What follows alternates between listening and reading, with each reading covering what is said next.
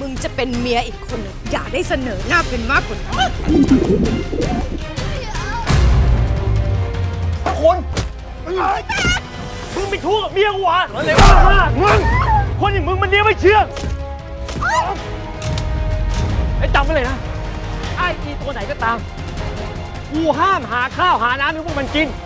ถ้ามันอยากกินให้มันหากินเอาเอง เรือนสายสวัสดิ์คืนนี้ 4 ทุ่ม 15 นาที